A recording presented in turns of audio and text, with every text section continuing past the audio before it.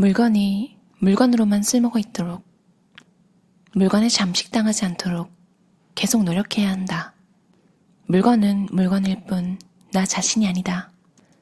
사람이든 물건이든 뭐든 떠나보낼 줄 알아야 다음에 올 것을 위한 빈 공간이 생긴다.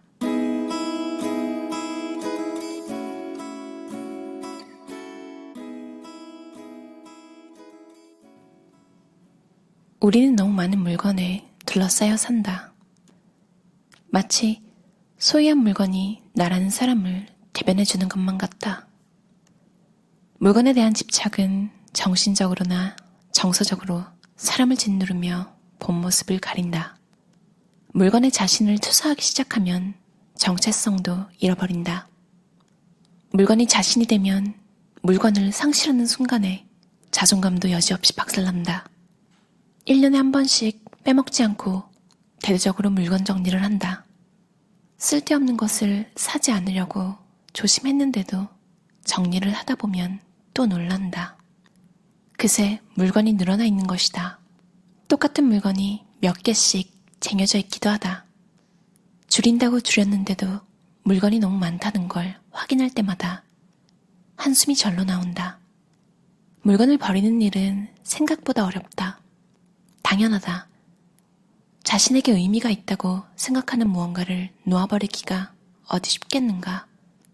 물건을 버리지 못하는 진짜 이유는 두려움 때문인지도 모른다. 버려야 할 것을 붙잡으려고 할 때 두려움은 시작된다.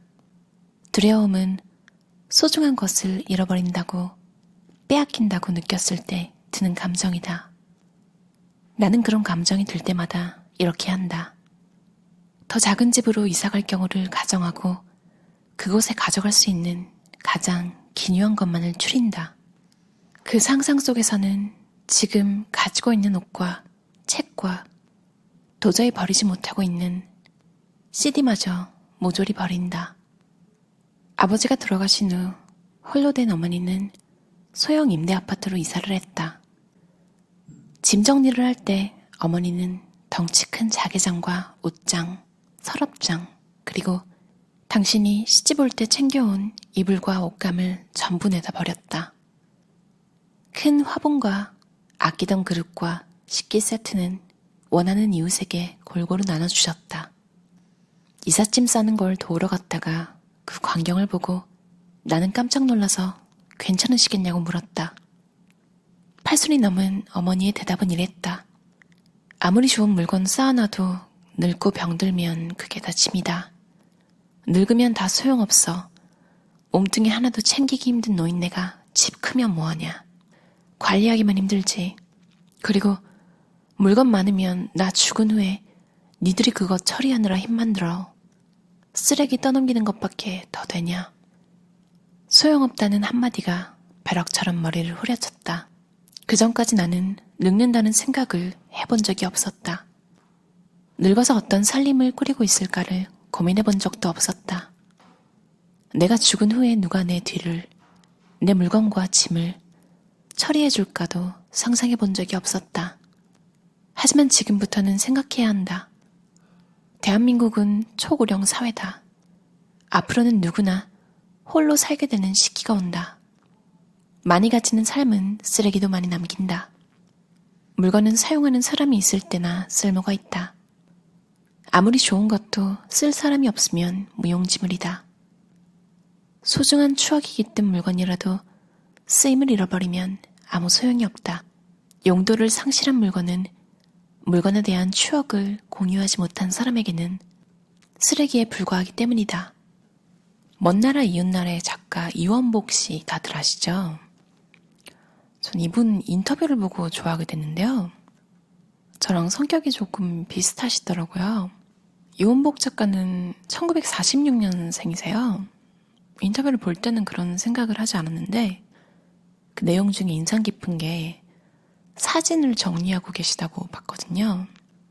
그게 왜 그러냐면 이제 죽고 나면 자식들이 물건도 물건이지만 정리하기 힘든 게 부모님이 가지고 있던 사진들이래요.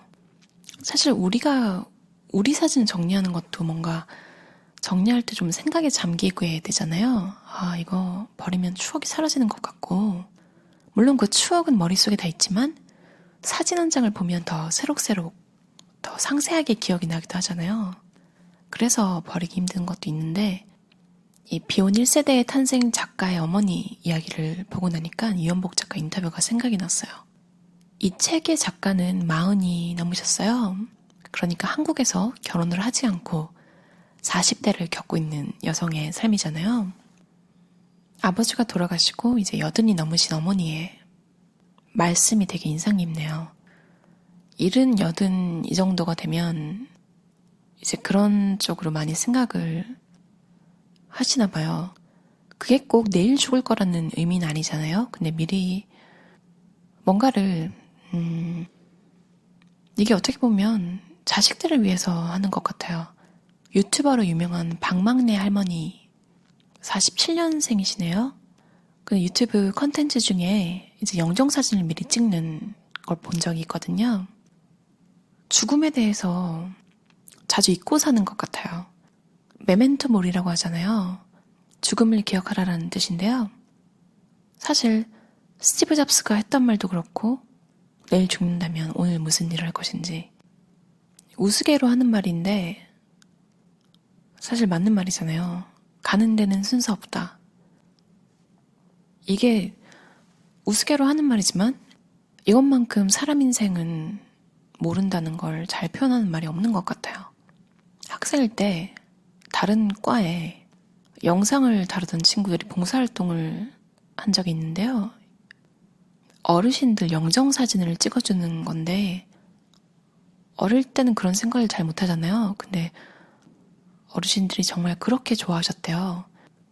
나이에 상관없이 남아있는 사람들을 위해서 남아있는 사람들이 혹시 모를 일에 대비하기 위해서 본인의 좋은 사진 하나쯤 가지고 있는 것도 뭔가 그냥 홀가분하게 사는데 도움이 될 것 같아요.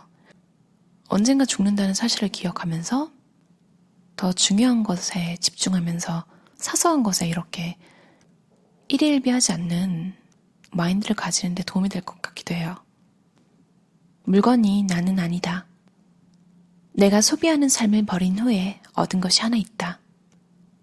물건이 나를 대신하지 않는다는 것. 나는 나 자신으로 충분하며 소유한 물건 이상의 존재라는 자각. 바로 자기 인식이다. 사실상 추억은 물건이 아니라 기억이 대신한다. 더 많은 경험이 더 많은 추억을 만든다. 추억하고 싶다면 언제든지 기억 속에서 끄집어낼 수 있는 여유만 있으면 된다. 그런데 경험하려면 시간이 있어야 한다. 추억하고 싶어도 시간이 있어야 한다. 소비를 줄이려면 소비할 돈을 벌고 빚을 갚기 위해 더 일해야 하는 시간을 온전히 내 것으로 만들 수 있다.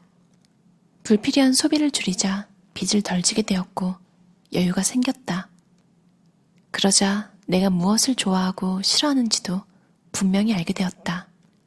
남들이 좋다니까 따라가거나 남들처럼 살기 위해 소비하지 않고 내가 좋아하는 것과 내게 필요한 것을 사서 쓸 수 있는 분별력을 얻었다. 벌릴수록 자유롭다. 확실히 삶이 단순하고 편안해졌다. 성공에 대한 강박과 소비에 대한 집착을 내려놓은 이후 내게 찾아온 것은 자유였다.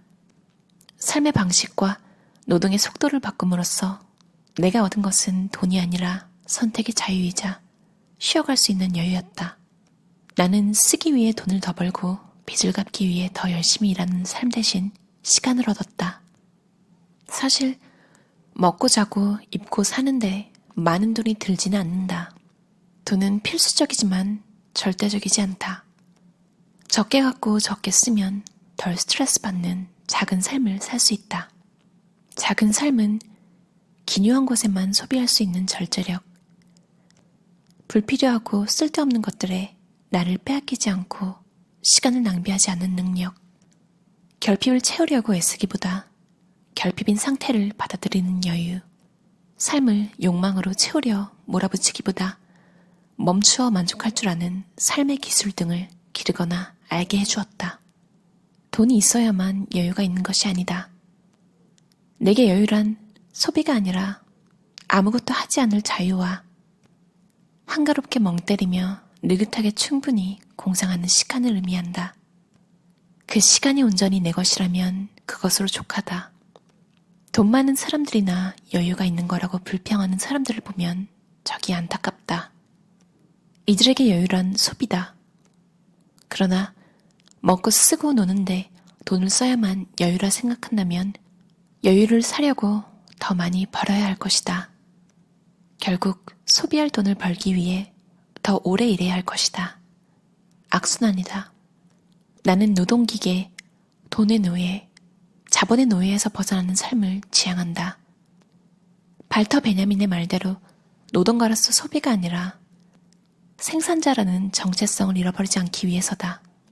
단순히 목숨을 연명하기 위해 소비하고 또 소비하기 위해 노동하는 사람은 다른 세계를 꿈꿀 수 없다. 나는 욕망이 없는 것이 아니라 다른 욕망을, 새로운 세계를 꿈꾼다. 인간의 존엄과 가치가 그가 지닌 자산의 규모와 버는 돈의 액수로 계산되는 품이 없는 자본주의 사회에 저항하는 사람이 되고 싶은 것이다. 어떠셨나요? 이 책은 40대 비혼 여성이 쓴 책인데요.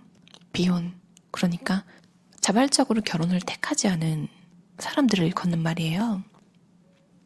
40대 미혼, 남자 여자 모두 딱히 국가에서 권장하는 형태의 삶은 아니잖아요. 왜냐면 국가에서 권장하는 삶은 결혼, 그리고 자식을 낳고 소비를 더 많이 하고 세금을 더 많이 내는 그런 삶에서 비껴가 있는 사람들이잖아요. 마이너의 삶을 사는 사람으로서 느끼는 정말 세세하고 다양한 감정과 그리고 이분이 생각한 대안 같은 걸 엿볼 수 있어서 좋았던 책인 것 같아요. 그리고 또 한 번, 어떤 형태의 가족, 어떤 형태의 삶을 선택하던 미니멀리즘은 역시나 도움이 되는 삶이라는 것을 느끼게 해준 책이었어요. 그럼 여러분 오늘도 들어주셔서 감사합니다. 편안한 하루 보내세요.